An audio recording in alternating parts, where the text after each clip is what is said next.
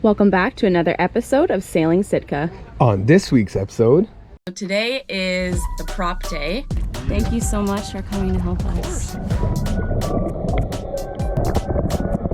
there's the prop. Woohoo! It's gonna be a great day. Woohoo! I think it's gonna hit though. Yeah, I won't spin 3. So the next thing we gotta do is figure out if you can bring the shaft forward. There's nothing ever easy on a boat. It could work or it could not. You wanna be my lover? Sound test, 1, 2, 3, 1, 2, 1, 2, mic check.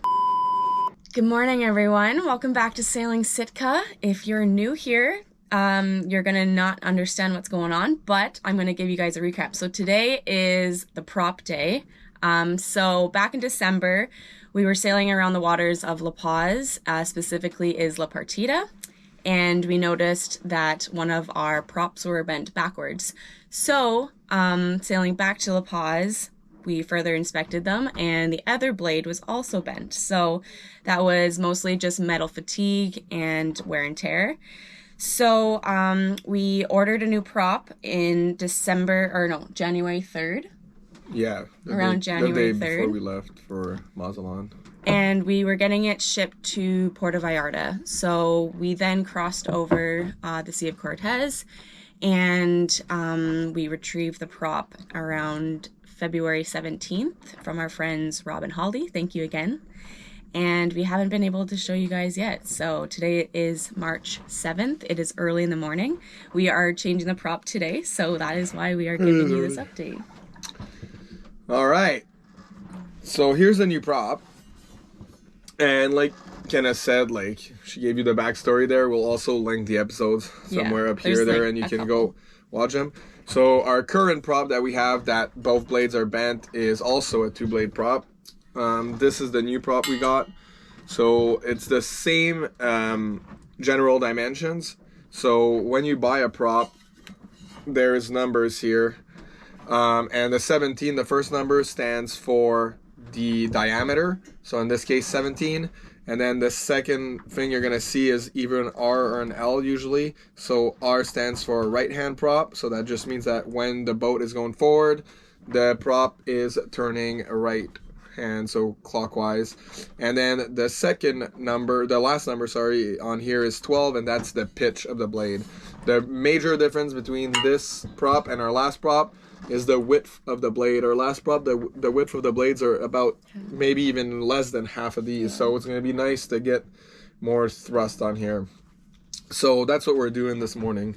Yeah. Thank you for watching. Make sure to subscribe. Subscribe. And comment. And if you do feel like you can spare a few bucks, we'd like support on Patreon. It would really help us out. It would. But a free way of supporting us is just liking, subscribing, commenting. Thank you to everybody in the audience at home watching. Also, let us know if you guys have had any prop issues or changed a prop or anything like that. I would like to hear from you guys. Yeah, actually, you know what? Tell us what prop you have on your boat. If you have that's a good one. Do you guys have a 2-blade, a 3-blade, a folding prop, a feathering prop, a what max works prop? the best? Okay, I think it's enough. We're gonna lose you guys. All right, back to the episode.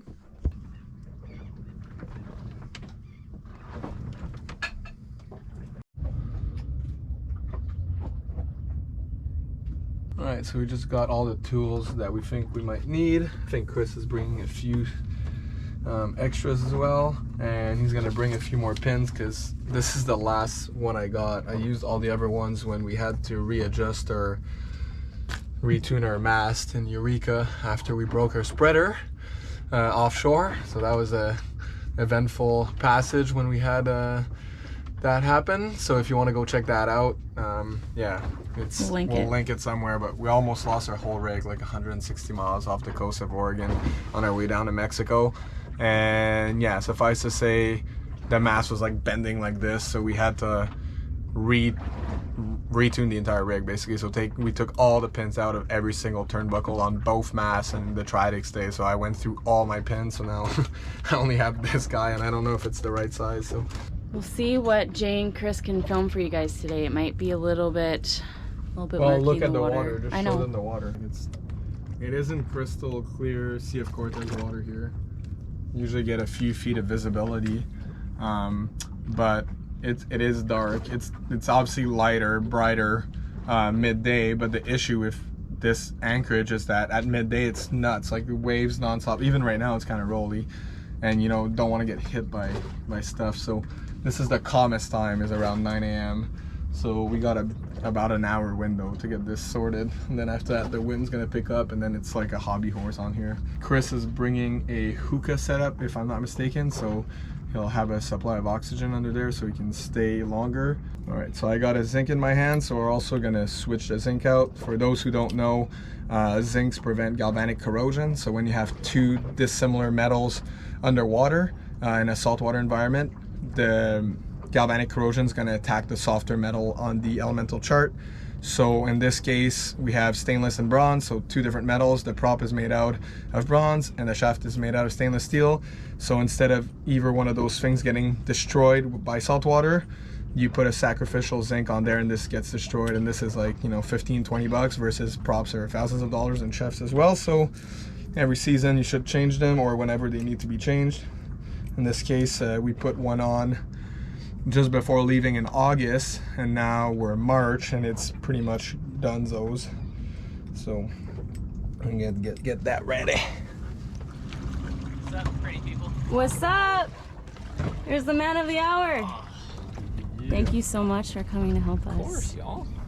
It's gonna be a great day. Woohoo! This is very, obviously this is adjustable, so Yeah, I think last hopefully my concern is that there's enough room for it to for go. it, for sure. We'll have to turn the wheel hard over too. I think, yeah, definitely need to have that wide over. Yeah, I'll do that now too. But anyways, when it does go, Yeah. I'm sure you've done it before. Yeah. When it does pop, it goes punk, and the whole thing like Ooh. it'll move. So it's nice Yeah. to have this tethered to like the boat. That Yeah, way nice. it doesn't jump out of my hands. Nice. Smart. Yeah, I don't want to lose And the that. prop doesn't go wee. There she is. Chris went back to go get Marissa because she wanted to be here for this. So it's so cool. They're both coming to help us. Lots of fish? Yeah. The visibility is getting a bit better with the sun. Like I can see maybe like 6 feet down. I'm gonna be so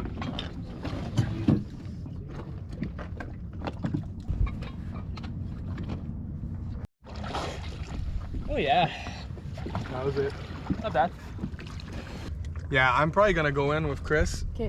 just to be there. Yeah. And then I'll want you probably in the boat, and maybe just show Marissa how to go in gear and stuff. Okay. So if we need to log the shaft, and then Sounds you'll good. probably come in the dinghy. Okay.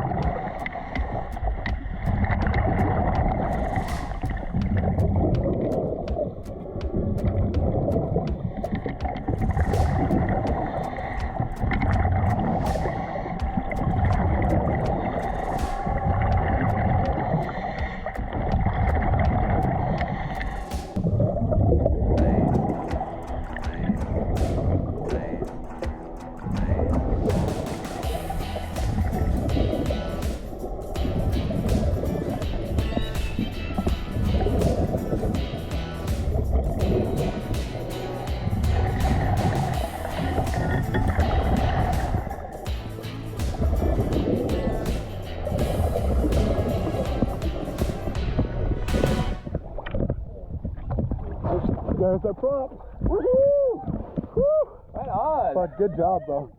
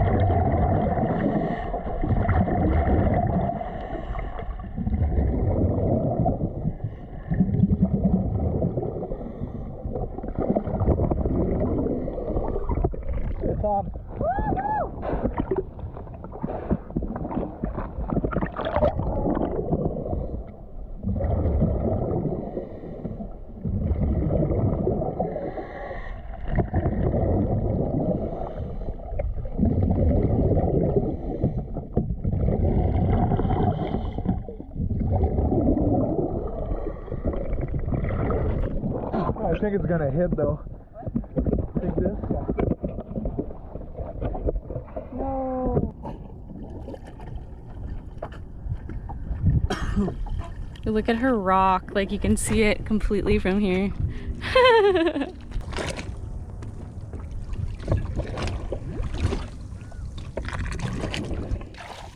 Fuck, that prop might not work. Are you serious? Yeah, and it's not reversible either. Is it too close to the deadwood or? It's touching like the actual rudder. Like the No way. it doesn't go on. It doesn't turn. It's odd. No, it's odd, but it's still hitting the prop. So the next thing we got to do is figure out if you can bring the shaft forward. Otherwise, it won't work. If we can bring the whole shaft forward, how would we do that? I just don't know how it works with your coupling, if you have room to do that or not. All right, so we got the prop, the new one, on. All that works great, meaning it fits the taper and all that good stuff, but it doesn't clear the aperture of the rudder. So we are just clipping like ever so slightly on the very end of the tips of the blades. So what we're going to try to do is see if we can move forward a little bit on the shaft inside the coupling of the engine on the transmission actually. Anyways, we're going to try that out. I don't know. I haven't seen your guys' setups. Okay. It could work or it could not.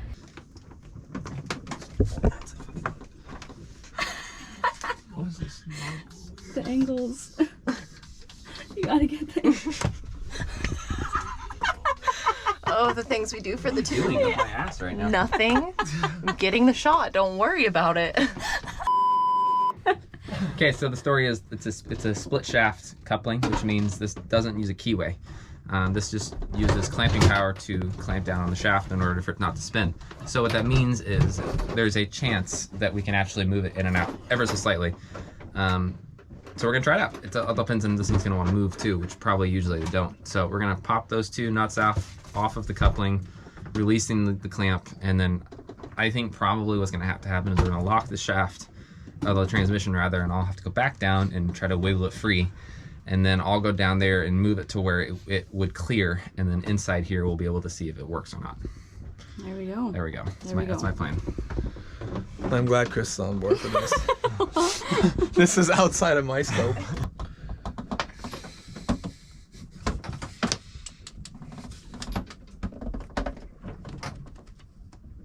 I got the Sharpie here if you need it. Sucking on.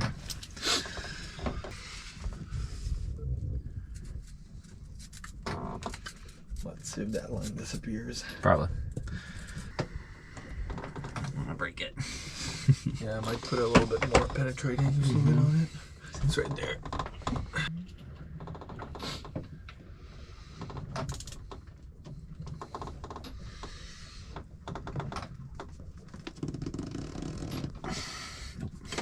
Not going. Don't want to move. The top one went off. These are, yeah, the nuts came off, but the bolts don't want to move. Oh.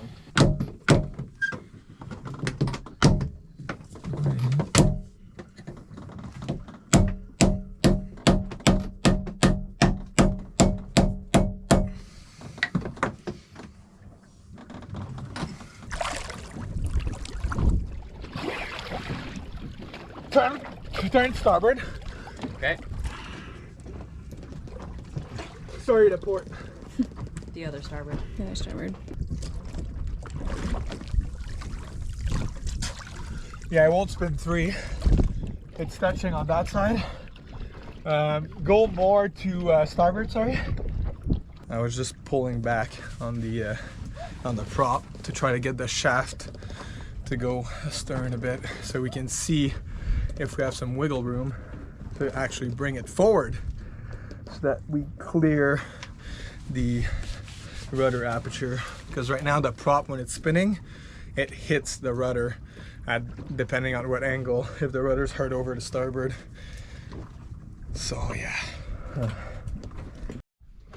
All right, so Chris and I were able to take these 2 bolts off with much swearing and PB Blaster.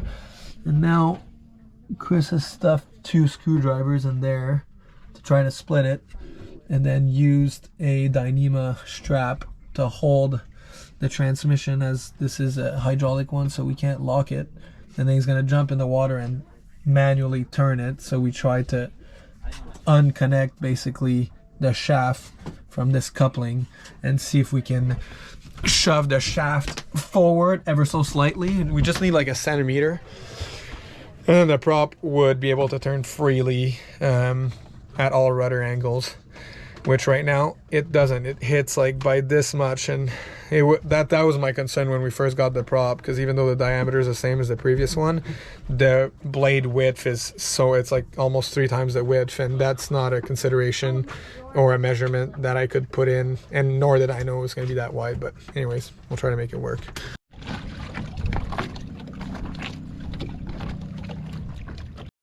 So the new prop is too big, so we're gonna have to put this one back on, sadly, but not much else we can do.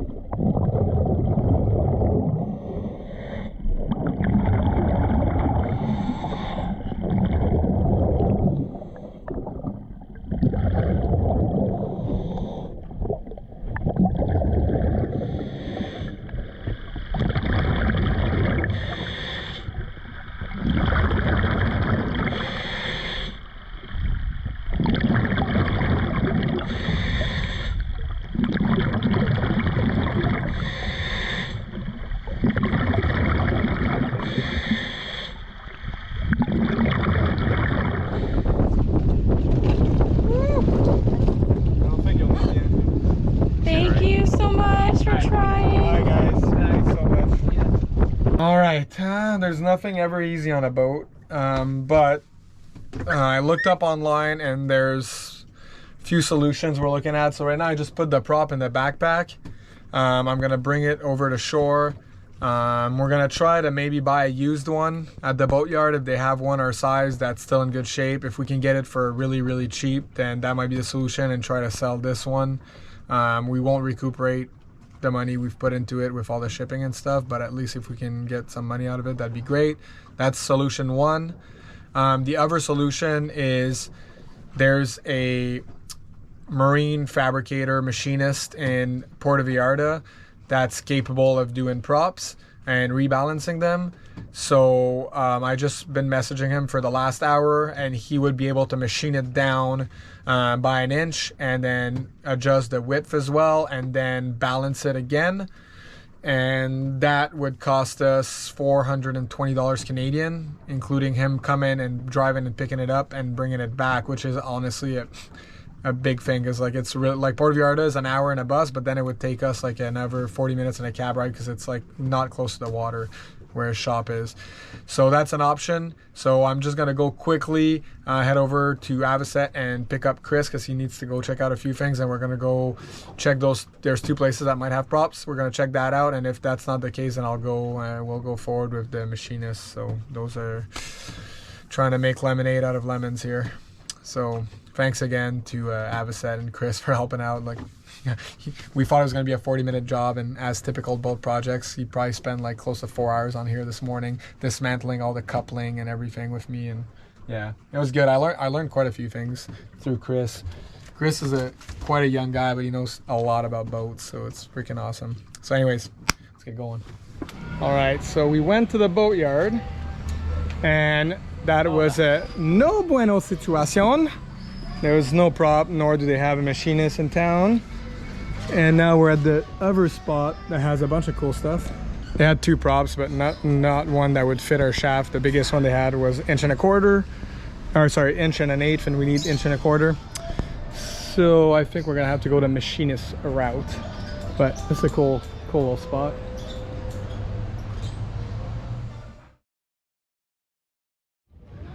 So we just got the new prop, and he even shined it for us, which is super nice. It looks really good, actually. Yes. And his wife even brought us some cookies or some treats. We got cookies. Awesome. So I asked him like if he could do the other job for us, the gooseneck, and he said absolutely. Like, I can get that done in a week. It's super easy. I can replicate it exactly like you have it. I'm like, awesome. Yeah, this guy is on it. We're gonna deal with that guy from now on. Really impressive work. Like, we got a prop and we got cookies out of it.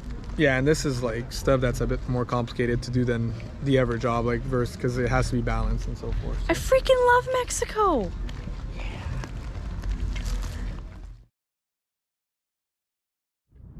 Good morning, everyone. It's a beautiful morning here in La Cruz. We're not bobbing around too much yet and the sun is shining. And today we are doing our second attempt with our new prop. Yeah, I feel like a kid in a candy store because I'm pretty sure, like 99.999% repeating that now it's going to be good. So before, this is what was happening. I'll give you a demo. So now this is the prop as it's been modified and it's been shortened. This used to be 17 inches, which the other prop has a diameter of 17 inch that's on there right now, but the palms, so that used to be even smaller than this one right now, and the previous one, well, this one before we modified it was up to here. So up here where it's still 17, and here is when the rudder was hard over, it would touch here and touch on this side here. So it was a no-go, and we tried a bunch of things with the help of Chris to bring in the shaft a bit more in the coupler, and that didn't work. So we went down the route of getting a machinist, which was not cheap, but he did a really good job and has like the proper tool to rebalance it. He does, like, he used to do this for like big ships, like he's worked on a Sea Shepherd vessel, like, so he's got like very smart individual that like got it right away and understood the importance of balancing. Because we got some comments, but I think people were mostly joking, but they were like, just put a grinder to it, but you can't do that. Like if you change the shape of a propeller just a little bit, the way water flows through it will cause a bunch of cavitation or vibration, in other words, and then that will translate throughout your shaft to all the important gear and will end up wrecking everything down the way. So yeah, so we had to go the professional route on this. We couldn't like cheap out on this. No, for sure. And it's obviously it's a very vital piece of equipment, and it's not a piece of equipment that I have the ability to change myself underwater. The only reason we're even able to do this, which is awesome because it's saving us a haul out, because that is crazy expensive here in La Cruz, is our friend Chris on Avocet, because he has a puller and not the traditional ones that you see that come from like this around and then you pull from behind. It's a side one, which is perfect in this case because we don't have a lot of room behind the propeller, as our rudder aperture hole is quite small. So that's very nice of them to give us a hand. Yeah, and speaking of Chris, he's on his way over pretty soon here, and he's going to help us again for the second time. Yeah, he's bringing the tool. Fantastic.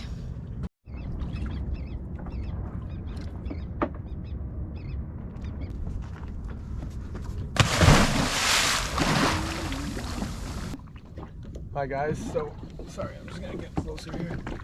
So Chris has removed both nuts. So these two nuts, so that's the first one, then there's this one behind it, and then there's a clevis pin that locks the whole thing. So now he went back down with the prop puller, which I think you've seen at this point from the last time we attempted this, and now he's putting it on and gonna remove the old prop that is bent to shit, and then we're gonna try to take the keyway around off and put some lapping compound on it, which will stick in the water. And yeah, that's pretty much what's going on. Last time I was in the water with Chris, but I was just like, it was just for filming really. Like Chris has all the gear and stuff and I don't have the hookah set up, so I'm staying in the dinghy today. There she goes again. Are you excited? Yeah, so basically we put this laving compound or whatever it's called. It's like it looks like a gritty cream basically. So now he's gonna spin it around the shaft to take any imperfection, I guess, that could have been created, so that once he puts it on with the keyway that I just cleaned, it really seats back to where it should be seated and not just off. It has to be perfectly seated, or else it can cause a bunch of like vibrations. And then this is the keyway that I just cleaned, so that's good. So that's what prevents the propeller from spinning on itself on the actual shaft. So this locks the prop. There's a groove in the prop and that slides through it.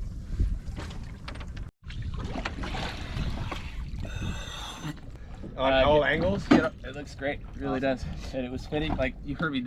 Yeah. It's a good sign when a prop goes on and gets stuck on the taper. It means the taper fitted nicely. Nice, nice. So go to rub off all of the stuff that you put on. Yeah. And then do you need this keyway or? I will, yes. Ah, such good news. It fits. It fits, and not only does it fit, it fits perfectly. It fits perfectly.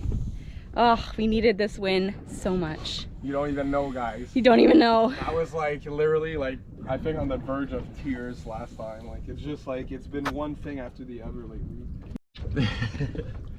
Bye, prop. Got it. Living on a boat full time can sometimes be straight out of a fairy tale. And then the next minute, your fairy tale turns to dust when you find out that yet another critical part of your home is broken. Getting a new prop shipped to Mexico was not easy. In fact, it was a couple months fiasco that caused a lot of stress and money. I would like to shout out Rob and Holly, two friends of ours who very kindly let us ship the prop to their place of residence until we safely arrived in PV. Our original plan was to haul out, but since the cheap spots in both San Blas and Mazatlan were either full or inoperative, we had no other choice but to change it in the water. The biggest punch to the gut was that the prop didn't fit.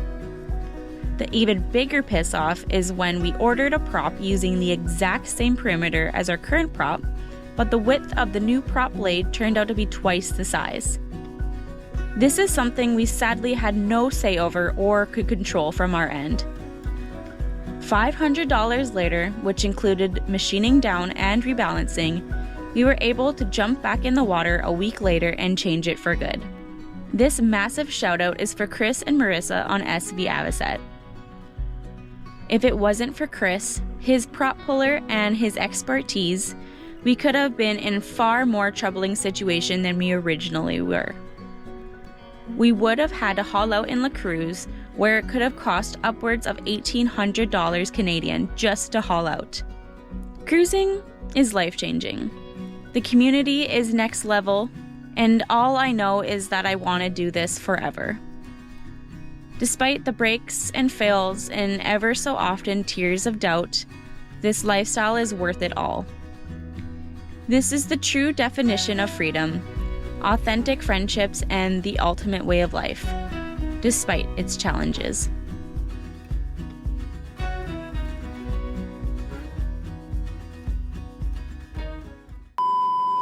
I wanna wish you a Merry Sitka, happy Sailing Sitka. And if you wanna follow, make sure you click the follow button and give us a little like. Smash it! You smash the like button, you smash it! Go on! You smash it! Oh damn. You got a piece of Big Mama Safari today. Stay tuned next week for another episode of Sailing Sitka. Thank you to all our viewers, and a special thank you to our patrons who make this lifestyle a reality.